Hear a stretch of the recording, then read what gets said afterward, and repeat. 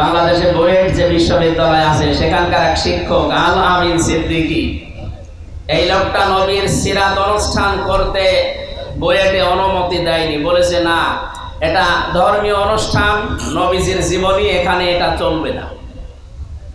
আমি তাকে সহ যারা এদেশে এখনো পর্যন্ত এই জালেমদের দোসর আছে, এই লোকটা নিয়োগ পেয়েছিল এই স্বৈরাচারের সময়। এর সময় যারাই নিয়োগ পেয়েছে তারা অবৈধ, কারণ সে ছিল অবৈধ, তার যত নিয়োগ হয়েছে সবই অবৈধ। বাংলায় বলছি তারা অবৈধ ভাবে ছিল এই 15.5 বছর। আমি যেমন ভোট দিতে পারিনি, তাহলে আমার ভোট বাদ দিয়ে যারা এই দেশ চালিয়েছে তারা বৈধ হয় কি করে?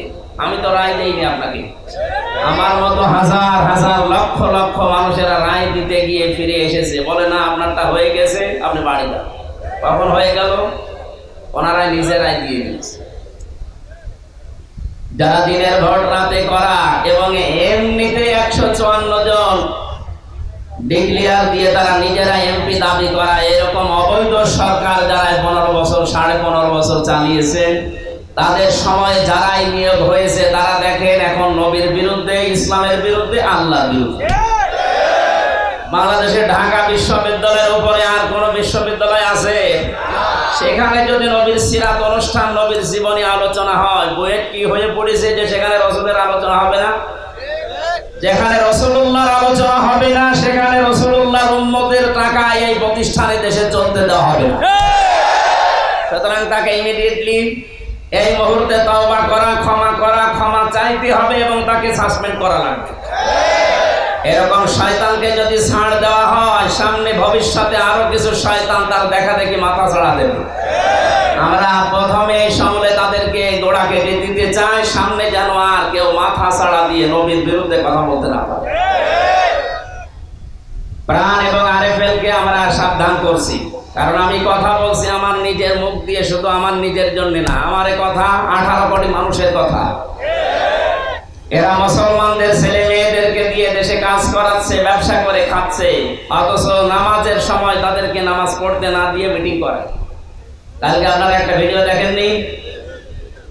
সুতরাং আমরা 18 কোটি মানুষের সাউন্ড বক্স সামনে নিয়ে কথা বলছি, সাবধান। এখন কিন্তু আগস্টের 5 তারিখের মতো দেশ আর নেই। কথা বলে না কেন? এদের যখন স্বাধীন হয়েছে, সংস্কার যখন আরম্ভ হয়েছে, আল্লাহর বিধান রাসূলের তরিকার বাইরে যা আছে সব সংস্কার করা হবে। সুতরাং প্রাণ এবং আরএফএল যারা দায়িত্বে আছেন, যদি মুসলমানদের কোনো ইবাদতে বিঘ্ন ঘটে, এরকম কোনো প্রতিষ্ঠান হয়ে দেশে থাকবে না ইনশাআল্লাহ। আমি সাবধান করার পরে আজকে তাফসীর কোরআন মাহফিলে সূরা হুদ থেকে মাত্র 2টা আয়াত পড়েছি। তাফসীর আকারে কথা বলতে আর চেষ্টা চালাবো, আমার তাওফীক ইল্লা বিল্লাহ। সূরা হুদ, লক্ষ লক্ষ নবী আল্লাহ দুনিয়ায় পাঠিয়েছিলেন, তার ভেতরে মাত্র 25 জন নবীর নাম আল্লাহ কোরআনে দিয়েছে। কয়জন? এর ভেতরে একজন নবীর নাম ছিল হুদ। নাম কি? হযরত হুদ আলাইহিস সালাম। নবীদের নাম শুনলে আলাইহিস সালাম বলা লাগে। এখন বিশ্ব রোড সহ বাংলাদেশের বিভিন্ন বড় বড় সেতু যেগুলো, সেখানে চোখ দিলে দেখতে পাবেন আমাদের জাতির পিতা হযরত ইব্রাহিম আলাইহিস সালামের নাম লেখা আছে। আগে জোর করে অনেকে জাতির পিতা সেজেছিল, তাদের নামকে জনগণ নামিয়ে আসল যেটা জাতির পিতা তাকে আল্লাহ বান্দা টানিয়ে দিয়েছে। এই শব্দটা খেলা চোরা না, ভেল তামাশা না, ইয়ারকি মারার জায়গা না। মিল্লাতা আবিকুম ইব্রাহিম ওয়া সাম্মাকুমুল মুসলিমিন। আল্লাহ তাআলা বলেন তোমাদের জাতির পিতার নাম ইব্রাহিম আলাইহিস সালাম, আর তিনি তোমাদের নাম রেখেছেন মুসলমান। আমাদের নাম যে মুসলমান, এই নাম রাখা আমাদের বাবার। কার? কি পেলেন এখান থেকে? সূরা হাজের 78 নম্বর আয়াতের মাঝের অংশে আছে, খুব খেয়াল করে শুনুন। বাবাদের 13টা দায়িত্ব আছে। সন্তান শুধু জন্ম দিলেই হয় না, অনেকে তো জন্ম দিয়ে চলে যাচ্ছে। ও কি ইহুদির সাথে বিয়ে করে না খ্রিস্টানের সাথে বিয়ে করে সে দেখা দেখি না। 13টা দায়িত্ব আছে বাবা জন্ম দেওয়ার পরে মায়ের। তার 13টার প্রথম নম্বরে তার একটা সুন্দর অর্থবোধক নাম রাখা, আর 13 নম্বরে তার একটা সৎ এবং উত্তম পাত্র পাত্রী দেখে বিবাহের বন্দোবস্ত করা। কোন মুসলমান কোন অমুসলিমকে বিয়ে করতে পারে, এটা কোরআনের নির্দেশ যে পারে না। সূরা বাকারার ভেতরে আছে, কথা বলেন না কেন? স্পষ্ট নিষেধ। সূরা বাকারা 221-22 নম্বর আয়াতে আছে, যতক্ষণ কোন অমুসলিম মুসলমান না হবে, সে যত সুন্দরী হোক, যত অর্থ সম্পদের মালিক হোক, তাকে মুসলমানের বিয়ে করা জায়েজ নেই। অথচ এই দেশে আমরা অনেক কিছু দেখতে পেলাম, খালি জন্ম দিয়েছে, এর নাম রাখাও ঠিক নেই, এর বিবেচনাও ঠিক নেই। আমাদের যিনি পিতা হযরত ইব্রাহিম নবী, তিনি নাম রেখেছেন কেমন সুন্দর, মুসলিম, আত্মসমর্পণকারী। সুবহানাল্লাহ বলতে পারেন না? এটা বাবাদের দায়িত্ব। যারা বাবা আছেন এখানে, সন্তানের নাম রাখবেন এমন যে নামটার সাথে একটা অর্থের মিল পাওয়া যায়। সেদিন আমি একটা দোকানে লেখা দেখলাম মিহাদ স্টোর, না এটা ঠিক হয়নি। সে হয়তো কোরআনের কোন শব্দ দেখে রেখেছে। মিহাদ মানে নিকৃষ্ট জায়গা। জাহান্নামের যে জায়গাগুলো আছে তার ভেতরে একটা নাম কি, মিহাদ। ও কি দেখে রেখেছে, আমার মনে হয় কোরআন শরীফ পড়তে পেয়েছি, অবিসা মিহাদ রেখে দিয়েছে। কোরআন পড়তে পাইলে লেখা যাবে, অর্থ দেখতে হবে। নবীদের নামের সাথে, আল্লাহর নামের সাথে, সাহাবায়ে কেরামের নামের সাথে মিল করে নাম রাখবে। নামের একটা প্রভাব বাস্তবে কিছু মানুষের জীবনে পড়ে, কম বেশি। আর একবার যদি কারো নাম পড়ে যায়, ও নাম কিন্তু আর সহজে ঘষে না। কথা বলেন না কেন?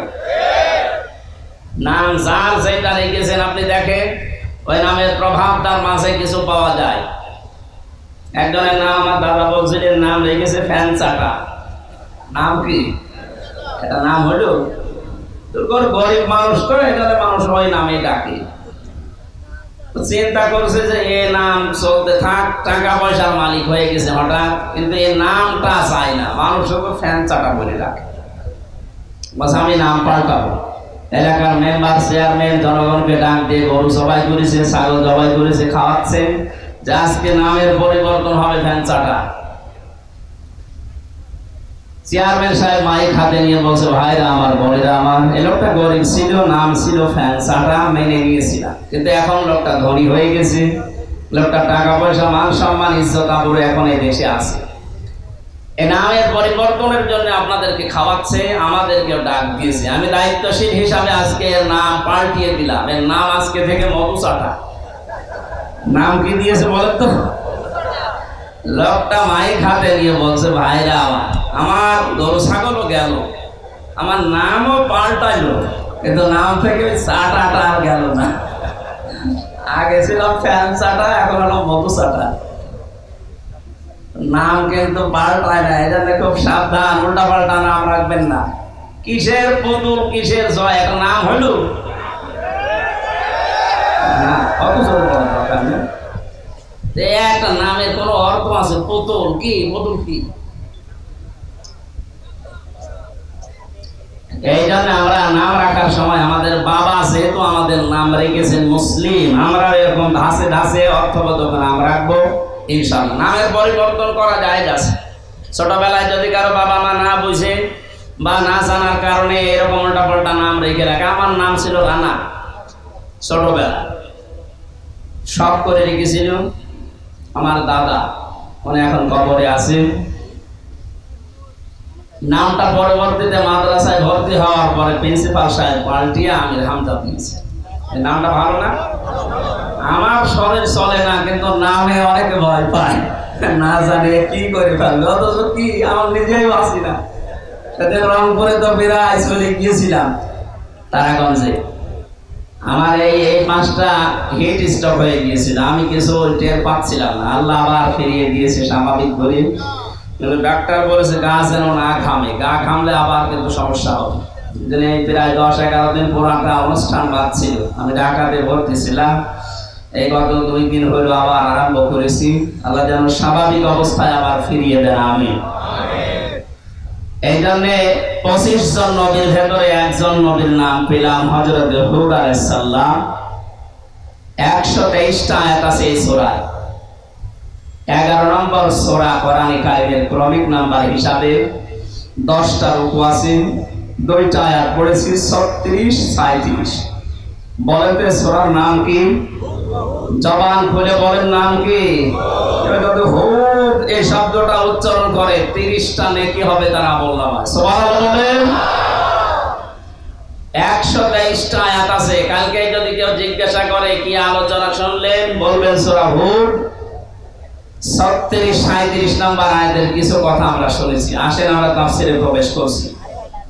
এই পৃথিবীতে নবীরা মানুষদেরকে ইসলামের পথে নিয়ে আসার জন্য যারা চেষ্টা চালিয়েছে তার ভেতরে এই নবী ছিল অন্যতম। বহু চেষ্টা করেছে জীবন, 950 বছর দাওয়াত দিয়েছিল। হুদ আলাইহিস সালামের এই হুদ নবীর নামে এই সূরাটা আমি আয়াত পড়েছি যেখান থেকে এখানে আলোচনা আছে নূহ আলাইহিস সালামের। হুদ আলাইহিস সালামের আলোচনা অন্য জায়গায় আছে, এখানে আলোচনা করা আছে হযরত নূহ আলাইহিস সালামের। নূহ শব্দের শাব্দিক অর্থ রোজা পালনকারী। উনি সারাটা জীবনের বেশিরভাগ সময় রোজা রেখে কাটিয়েছিলেন, এই জন্য ওনাকে নূহ বলা হয়। হযরত নূহ আলাইহিস সালামের যে দাওয়াতি মিশন ছিল, আমরা আজ বাস্তবতার সাথে হাজার হাজার বছর পর বাংলাদেশের সাথে আয়াতগুলো মিলাবো ইনশাআল্লাহ। 950 বছর একাধারে দাওয়াতি কাজ করেছিলেন, মাত্র 80 জন দাওয়াত গ্রহণ করেছিল। কয়জন বলেন তো? একটা মানুষ 950 বছর দাওয়াতি কাজ করে মাত্র 80 জন। অথচ আমি আমির হামজার এই জীবনে এই 12 বছর পর্যন্ত এই ময়দানে আছে। আমি 12 সাল থেকে ময়দানে, তারপরে 3 বছর জেলে, 9 বছর। এই 9 বছরের ভেতরে প্রায় 250 উপরে আমার হাতে মুসলমান হয়েছে অন্য ধর্মের মানুষ। তাহলে কি মনে হচ্ছে হযরত নূহ আলাইহিস সালামের তুলনায় আমার হাতে অমুসলিম বেশি মুসলমান হয়েছে, আমি ওনার চাইতে দামি হয়ে গেছি? নূহ আলাইহিস সালামের ধৈর্য দেখেন, 950 বছর একাধারে তিনি চেষ্টা চালিয়েছিলেন জাতির লোকদের ভেতরে। মাত্র 80 জন দাওয়াত কবুল করেছে, এরপরে আর আসে না। হযরত নূহ আলাইহিস সালামের জাতির লোকেরা বারবার তাকে বলতো যে শাস্তির কথা বলো, ওই শাস্তি আমাদেরকে দেখা। বারবার যখন এই কথা বলে হযরত নূহ আলাইহিস সালাম রাগ করে, তখন তিনি 2টা বরদোয়া করেছিলেন। কোরআনে কারিমে আল্লাহ পাক বলেন, ক্বালা নূহুর রাব্বি লা তাদার আলাল আরদি মিনাল কাফিরিনা দাজ্জারা ইন্নাকা ইন তাদারহুম ইউদিল্লু ইবাদাকা ওয়া লা ইয়ালিদু ইল্লা ফাজিরান কাফফারা। হযরত নূহ আলাইহিস সালাম বলেছিলেন, রব্বুল আলামিন, আমি 950 বছর একাধারে চেষ্টা চালালাম। দাউতু ইন্নী কওমি লাইলা ওয়া নাহারা ফালাম ইয়াজিদহুম দুআই ইল্লা ফিরারা ওয়া ইন্নী কুল্লামা দাউতুহুম লিতাগফিরা লাহুম জাআলু আসাবি'াহুম ফি আযাবিহিম ওয়াস্তাগশাউ থিয়াবাহুম ওয়া আসরু ওয়াস্তাগফারু ইস্তিগফারা। বারবার আমি তাদেরকে 1 বার 2 বার না, দিনে গিয়েছি, রাতে গিয়েছি, সকালে গেছি, বিকেলে গেছি। জাতির লোকের কাছে সব সময় 24 ঘন্টা আমি দাওয়াতের কাজ করতাম। তো মানুষ আমাকে দেখলেই যেন মুখ ফিরিয়ে নিত আর নিজের গায়ের উপরে চাদর টেনে দিত যেন আমাকে দেখা না লাগে। কানের দ্বারা আঙ্গুল দিয়ে আমার কথা শুনতে চাইতো না। এখন তারা বারবার আমাকে আহ্বান জানাচ্ছে। এতদিনে 950 বছরে যে কিয়ামতের ভয় তাদেরকে দেখিয়েছি, যে কিয়ামত হবে, ভয়াবহ দিন আসছে সামনে, তারা এখন সেইটা আমার কাছে চায়। আমার সহ্যের বাইরে চলে গেছে, আমি আর পারি না। তোমার কাছে বরদোয়া করলাম, এই কাফেরদের আন্ডা বাচ্চা পর্যন্ত জমিনে একটাও না থাকে। মানে এদের থেকে যেটা জন্মাবে ওইটাও হবে আর একটা কালপিট। তোমার বান্দাদেরকে ধোঁকা দিয়ে, বোকা বানিয়ে তারা আবার ফাসিক ফুজ্জার বানাবে, অবিশ্বাসী বানাবে। হযরত নূহ আলাইহিস সালাম এই বরদোয়া করার পরে আল্লাহ এই আয়াতগুলো বিশ্ব নবীকে 1500 বছর আগে শুনিয়েছেন। হে নবী, আপনিও দাওয়াত দিতে দিতে কেউ আপনার পক্ষে আসতে চায় না। নবীজিকে আল্লাহ আয়াতগুলো শোনাচ্ছেন এই জন্যে কিয়ামত পর্যন্ত নবীরা এই উম্মত বলে আমরা যারা দাবি করি, আমরা যারা দুনিয়াতে এখন আছি, কিয়ামত পর্যন্ত যারা আসবে, আয়াতগুলো শুনবে, শোনাবে, শিক্ষাগুলো নেওয়ার পরে তাদের মনের ভেতরে সান্ত্বনা আসবে। 950 বছর নূহ নবী যদি দাওয়াতি কাজ করে মাত্র 80 জন পায়, তা আমার তো 30, 40, 50, 60 বছরে দাওয়াতি কাজ করে 5 জন আসে, এই যথেষ্ট। তারা যেন মন ভেঙে না পড়ে, এই মানুষগুলো যেন হতাশ হয়ে না পড়ে, নিরাশ হয়ে না পড়ে, জন্য আল্লাহ ইন্সপায়ার করার জন্য, উৎসাহ দেওয়ার জন্য আয়াতগুলো আমাদেরকে শুনিয়েছেন। وَأُوحِيَ إِلَى نُوحٍ أَنَّهُ لَن يُؤْمِنَ مِن قَوْمِكَ إِلَّا مَن قَدْ آمَنَ। হযরত নূহর পথে আমি নহিওয়াহি করেছিলাম, এই হে নূহ, যে মানুষগুলো ইসলাম কবুল করা দরকার তারা করে ফেলেছে। তাফসীর ইবনে কাসিরের ভেতরে আমি পেয়েছি সংখ্যা মাত্র 80 জনের। অথচ নূহ আলাইহিস সালামের নিজের সন্তান ইয়াউম তার নাম ছিল, কোন কোন বর্ণনায় কেনান আছে, বেশিরভাগ তাফসীরে লেখা আছে ইয়াউম। এই ছেলেটা এবং তার নিজের স্ত্রী পর্যন্ত হযরত নূহর কথা শুনে নাই। 80 জন মাত্র আসার পরে আল্লাহ নাযিল করলেন, নবীজিকে জানালেন, আমি নূহর প্রতি আমি করেছিলাম, নূহ যে 80 জন এসেছে ঈমান কবুল করার, লা ইউমিনা মিন কওমিকা, তোমার কওম জাতির ভেতরে আর কেউ ঈমান আনার মতো নেই। কারণ মানুষ ঈমান আনবে কিনা তার ভেতরের অবস্থা আমরা যদি নাও জানি, জানে কে? আরো জোরে বলেন। এখানে দুইটা শিক্ষা পেয়েছি আমি। আপনাদের কষ্ট হচ্ছে? খুব খেয়াল করে শুনবেন, আমি সরাসরি কোরআন থেকে বলছি। কোন মানুষের হাতে আল্লাহ হেদায়েত নামক সম্পদটা দেননি, শুধু নিজের হাতের ভেতরে রেখে দিয়েছিলেন। দুনিয়ায় যদি কারো হাতে আল্লাহ এটা দিয়ে দিতেন, আমার যতটুকু ধারণা আছে আমি পর্যন্ত ইসলাম কবুল করতে পারতাম না, আমি ইসলামে আসতে পারতাম না। কারণ আমার ব্যাকগ্রাউন্ড পেছনে যারা আছে এরা ওই রকম না, আমি নাম নিলাম না তাই। আমার পেছনে যারা আছে এই পেছনে না, আমার বংশে মানুষগুলোর যে চরিত্র, আচরণ, ওদের যে অ্যাক্টিভিটি, যে কাজকর্ম, হেদায়েত যদি আল্লাহর হাতে না থাকতো আমার মনে হয় আমারও ওই রকম হওয়া লাগতো। বিশ্ব নবীর হাতে আল্লাহ দেননি। নবীজি নিজের আপন চাচা আবু তালিব যখন ইন্তেকাল করবে, মারা যাবে, তখন তার মাথার কাছে বসেছিলেন, ডাক দিয়ে বলেছিলেন, ইয়া আম্মি আবি তালিব, লা ইলাহা ইল্লাল্লাহ হাজ্জুল লাকা ইনদাল্লাহি ইয়াওমাল কিয়ামাহ, রাওয়াহুল বুখারী।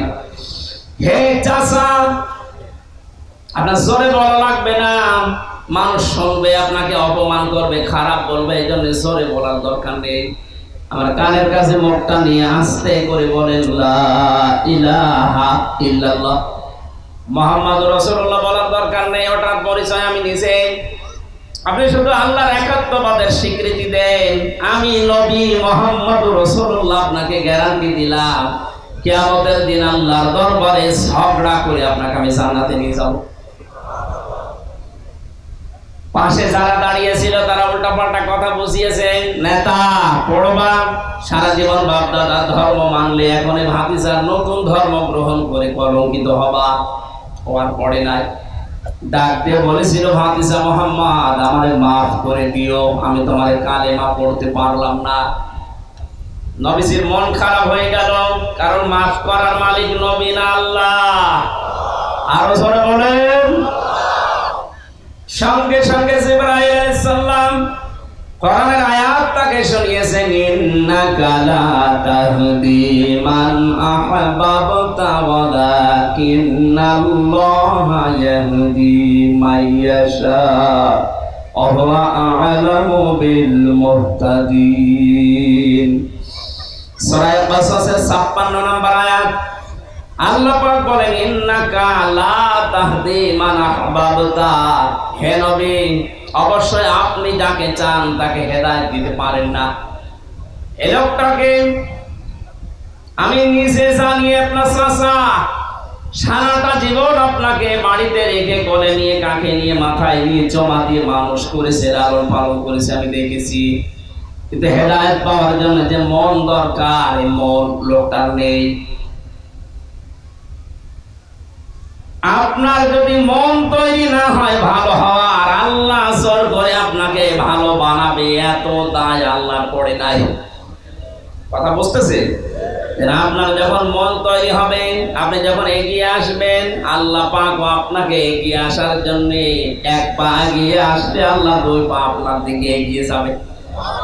আপনি দুই পা পেছাবেন, আল্লাহ পিছিয়ে যাবে। আল্লাযীনা জাহাদু ফিনা লানাহদিয়ান্নাহুম সুবুলানা। কোন মানুষ যদি আল্লাহকে পাওয়ার জন্য চেষ্টা চালায়, আল্লাহ তাকে হেদায়েত দেওয়ার জন্য, পথ দেখার জন্য হাজার হাজার রাস্তা খুলে দেয়। নবীর আপন চাচা, তার মনের অবস্থা যেহেতু নবী জানেন না, তিনি শুধু উপরে দেখেছিলেন, ভেতরেরটা জানেন কে? আরো জোরে বলেন। যেই বলেছে ভাতিজা আমাকে মাফ করে দিও, তোমার ধর্ম এখন মেনে নিলে মানুষ আমাকে কাপুরুষ বলবে, মানুষ আমাকে ভীরু বলবে, ভীতু বলবে। তার মনের অবস্থা দেখে আল্লাহ তাকে হেদায়েত দেয়নি, বেঈমান অবস্থায় বিদায় দিয়েছে। অহুয়া আ'লামু ইসমে তাফসীর, আল্লাহ পাক বলেন, হে নবী, সবচেয়ে বেশি ভালো জানিয়েছে হেদায়েত পাওয়ার যোগ্যতা কার আছে। আপনি চিন্তা করেন তো, এখান থেকে হযরত নূহ আলাইহিস সালাম হেদায়েতকে পাবে না পাবে এটা তিনি জানতেন না, কারণ নবীদের হাতে আল্লাহ এটা দেয়নি। নবীদেরকে বলেছেন চেষ্টা চালাও। হযরত নূহ আলাইহিস সালাম চেষ্টা চালিয়ে দেখলেন যে 900 বছরে মাত্র 80 জন, তার মন খারাপ হয়ে গিয়েছিল। আল্লাহ পাক আবার জানিয়ে দিলেন, আন্নাহু লা ইউমিনা মিন কওমিকা। এই যে লাং শব্দ দিয়েছেন, ইউমিনা এটা মোজারে, বর্তমান, ভবিষ্যৎ, প্রেজেন্ট, ফিউচার। কেন ইউমিনার আগে লাং দিলেন? জাতির লোকদের ভেতরে যারাই ছিল ওই সময়, হযরতে নূহ আলাইহিস সালামকে আল্লাহ লাং দিয়ে জানিয়ে দিলেন, সামনে যারা আছে আপনার, এদের আপনি এখন আর চেষ্টা করেও দ্বীনের দিকে, ইসলামের দিকে আনতে পারবেন না, কারণ তাদের আসে মন নেই। তাফসীরে ফি জিলালিল কোরআনে দ্বিতীয় পয়েন্টে লেখা আছে, 1 নম্বরে তাদের মন নেই, 2 নম্বরে পাপাচার, পাপ করতে করতে তারা এমন জায়গায় পৌঁছিয়েছে ওখান থেকে ফিরে আসার মতো তাদের কায়দা নেই। 2টা শিক্ষা পেলাম এখান থেকে। 1 নম্বরে জাতির লোকের যখন মন থাকবে না হেদায়েত পাওয়ার জন্য, ইসলাম মানার জন্য, দিন মানার জন্য, যখন মানুষ এগিয়ে আসবে না, চেষ্টা চালাবে না, মন তৈরি হবে না। 2 নম্বরে যখন নাফরমানি, গুনাহ, পাপ এগুলো করতে করতে সর্বশেষ সীমানায় পৌঁছিয়ে যাবে, ওই জাতিকে আল্লাহ পাক তখন হেদায়েতের মতো মহা মূল্যবান সম্পদ থেকে চিরবঞ্চিত করে দেবে। পৃথিবীর ইতিহাসে যুগে যুগে আমরা এটাই পেয়েছি, যেমন ফেরাউন, ওর একদিকে মন ছিল না, 2 নম্বরে সে অপরাধ করতে করতে এমন জায়গায় পৌঁছিয়েছিল, তার সীমা যখন পার হয়ে গেছে, তখন আল্লাহ তাকে আর হেদায়েত দেয়নি। ও কিন্তু শুধু স্বীকার করেছিল, আন্নাহু লা ইলাহা ইল্লাল্লাযী আমানাত বিহি বানু ইসরাঈল ওয়া আনা মিনাল মুসলিমিন। এদিকে তাকান, শুধু শোনার জন্য শুনছেন, বলার জন্য বলছি না। আমার প্রতিটি কথায় শিক্ষা বের করবো আমরা। হাজার হাজার বছর আগে মুসা আলাইহিস সালামের জামানায় এই যে লোকটার নাম বললাম, এই ফেরাউন, কোরআনে কারিমে যেহেতু তাকে ফেরাউন নামে ডাকা হয়েছে, যেহেতু ওই দেশে যারাই দায়িত্বে ছিল তাদের এই রাষ্ট্রীয় নামটাই ছিল ফেরাউন। এদেশের যিনি দায়িত্বে আছে এখন ডক্টর মোহাম্মদ ইউনূস, কিন্তু ওনাকে আমরা জানি অন্তর্বর্তীকালের প্রধান উপদেষ্টা। তাহলে এই দেশে দায়িত্ব পালন যিনি করছেন তার নাম অন্তর্বর্তীকালীন সরকারের প্রধান উপদেষ্টা। এটা কি তার নাম নাকি? কথা বলে না। ওনার নাম ডক্টর মোহাম্মদ ইউনূস। মুসানবির জামানায় মিশরে যারা দায়িত্ব পালন করত, ওই সময় তাদের নাম হয়তো আলাদা আলাদা ছিল। 5টা নাম পেয়েছি তাফসিরে ফেরাউনের। কিন্তু ওই যেমন দেশে দায়িত্ব পালন করলে, এখন যেমন দায়িত্বে থাকলে প্রধানমন্ত্রী বলা হয়, রাষ্ট্রপতি বলা হয়, কিন্তু এটা নাম না, এটা একটা পদবি। ওই সময়ের পদবি ছিল ফেরাউন। এই লোকটা একদিকে মন নেই হেদায়েত পাওয়ার জন্য, 9টা মুআজিজা হযরত মুসা আলাইহিস সালাম তাকে দেখিয়েছিলেন, একটাতেও তার মন গলে নাই। 2 নম্বরে এই মানুষটা পৃথিবীর ময়দানে জুলুম, অত্যাচার, নির্যাতন, স্বৈরাচারী কাজ এত বেশি করেছিল, তার সীমা যেটা সে পার করে ফেলেছিল। তাফসিরে ফি জিলালিল কোরআনে মুফাসসিরে আয়াতে 2টা বিষয় আরো দিয়েছেন। 1 নম্বরে সে স্বীকৃতি দিয়েছিল আল্লাহর, কিন্তু রিসালাতের স্বীকৃতি সে দেয়নি। একটু খেয়াল করেন, আলেমদেরকে আমি বলছি এবার, হযরতে মুসা নবীর জামানায় যেই লোকটা ডুবে যাচ্ছিল, হাত্তা ইদা আদরাকাহুল গরাক, যখন ডুবে যাচ্ছিল সমুদ্রে, ওই সময় যদি বলতো লা ইলাহা ইল্লাল্লাহ মুসা কালিমুল্লাহ, আল্লাহর মাফ করে দিত। কিন্তু আল্লাহর ঘোষণা, একাত্মবাদের ঘোষণা পর্যন্ত দিয়েছিল, আন্নাহু লা ইলাহা ইল্লাল্লাযী আমানাত বিহি বানু ইসরাঈল। ও ঘোষণা দিয়েছে আমি ঈমান আনলাম ওই আল্লাহর উপরে, যার উপরে ঈমান এনেছে বনি ইসরাঈলরা। আর একটা ঘোষণা আছে, ঈমান আনতে হলে দেওয়া লাগে রিসালাতের ঘোষণা। ওই জামানায় যেহেতু মুসা আলাইহিস সালাম নবী রাসূল ছিলেন, তার রিসালাত স্বীকৃতি দেওয়া, ঘোষণা করা, মেনে নেওয়া, এটা ঈমানের অঙ্গ। আমরা যেমন কালেমা পড়ি লা ইলাহা ইল্লাল্লাহ মুহাম্মাদুর, আরো জোরে বলেন।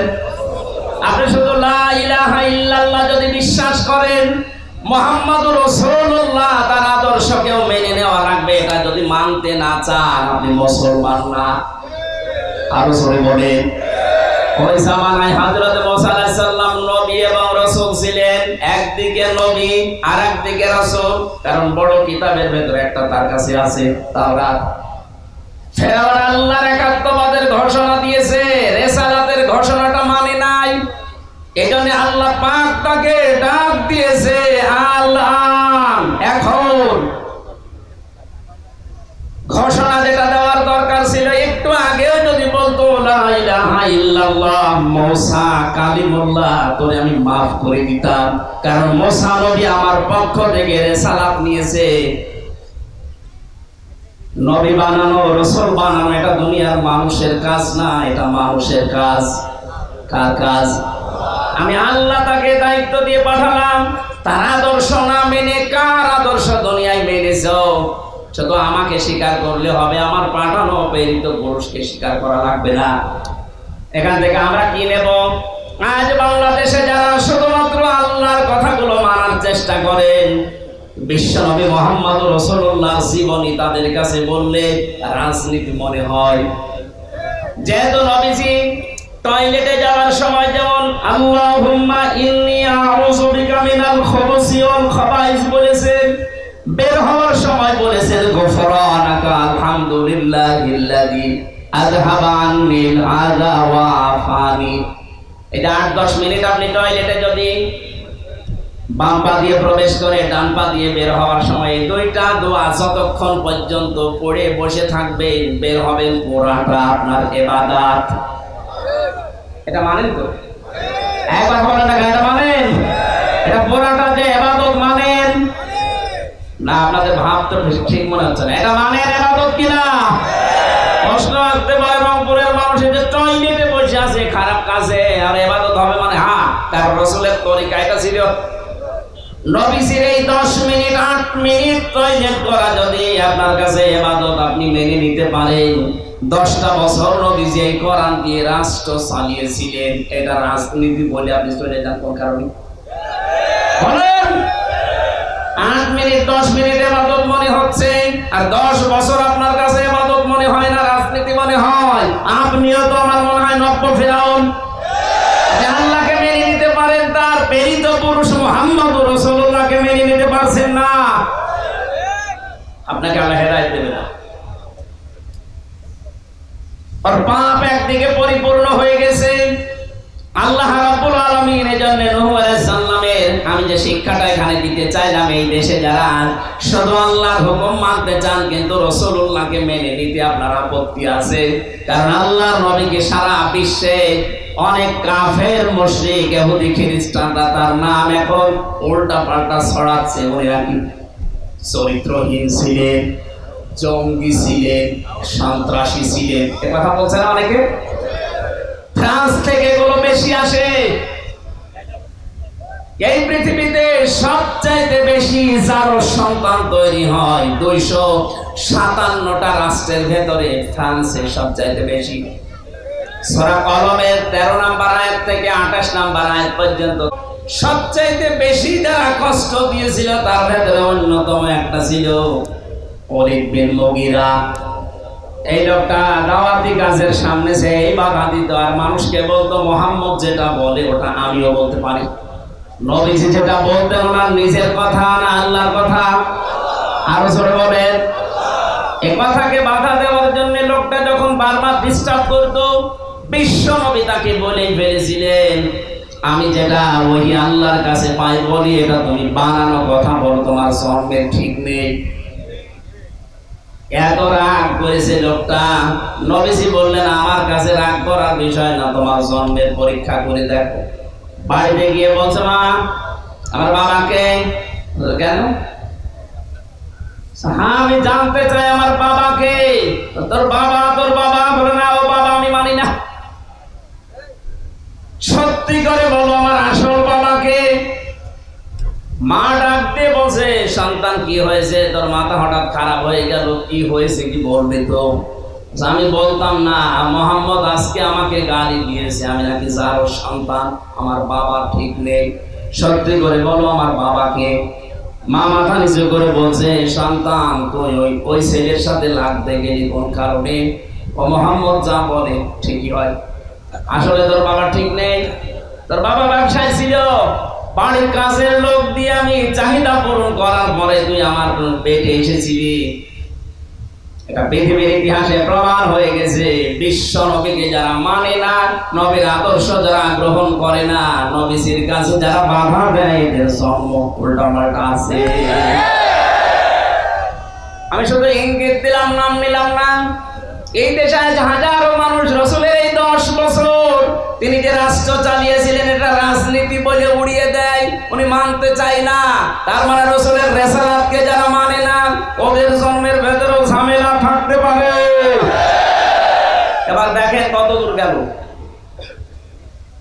আমি নামাজ পড়া, রোজা করা আল্লাহর হুকুম, সে আল্লাহর একই তো হুকুম ছিল, আতিউল্লাহ ওয়া আতিউর রাসূল। কথা বলেন ঠিক কিনা?